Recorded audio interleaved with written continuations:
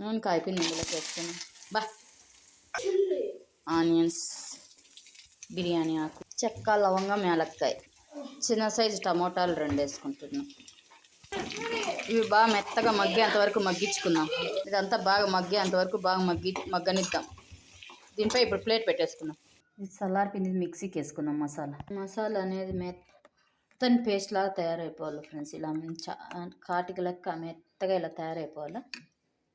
Paneer friends, ఈ size packet ఒకటి cut చేసి ఇలా చిన్న చిన్న ముక్కలుగా కట్ చేసి స్టవ్ వెలిగించి బాండ్లీ పెట్టి అందులోకి 3 టీ స్పూన్లు ఆయిల్ వేసుకున్నాం ఫ్రెండ్స్. ఇప్పుడు ఇందులోకి ధనియాల పొడి, పసుపు, కారం, దీనికి సరిపడంత కారం. ఇప్పుడు ఇందులోకి జీలకర్ర వేసుకుంటుంది. మసాలా పేస్ట్ ఇందులోకి మసాలా వేసుకొని బాగా మగ్గని వల్ల ఆయిల్ పైకి తేలేంత వరకు బాగా మగ్గనిచ్చుకుందాం.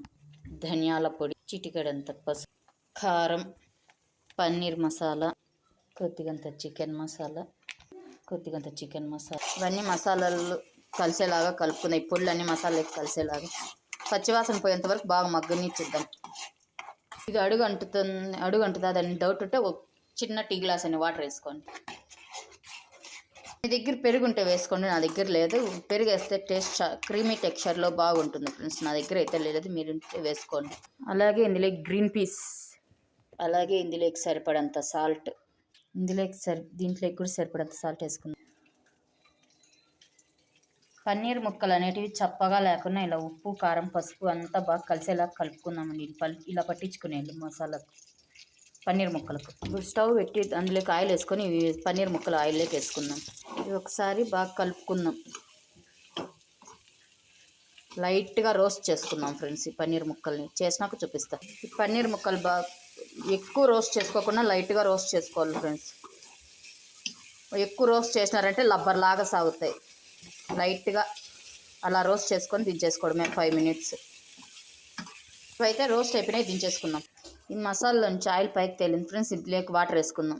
ఇందులోకి పన్నీర్ వేసేసుకుంటున్నాం ఫ్రెండ్స్. ఇలా పన్నీర్ వేసేసుకోవడం. ఈ పన్నీర్కి అంతా మసాలా కలిసేలాగా కలుపుకుందాం. నచ్చితే లైక్ చేయండి, షేర్ చేయండి, కామెంట్ పెట్టండి. Thank you for watching. Please subscribe my channel. అలాగే బఠానీలు వేసుకుంటున్నాం. ఫ్రోజన్ బఠానీ వేసుకుంటున్నాం ఫ్రెండ్స్. సరిపడని వాటర్ వేసుకుందాం. ఎక్కువ వేసుకోకుండా లైట్గా దోశలేకి, రైస్లేకి, చపాతీలేకి, బటర్ నాన్, ఇలా ఏ టిఫిన్లోకైనా తినొచ్చు ఫ్రెండ్స్. చాలా బాగుంటుంది. నచ్చితే లైక్ చేయండి, షేర్ చేయండి, కామెంట్ పెట్టండి. ఉడికినాక చూపిస్తాను. కొద్దిగా వాటర్ వేసుకుంటున్నాం ఫ్రెండ్స్. ఇది దగ్గరకు ఉడికిపోతే రెడీ అయిపోయినట్లే ఫ్రెండ్స్. నచ్చితే లైక్ చేయండి, షేర్ చేయండి, కామెంట్ పెట్టండి.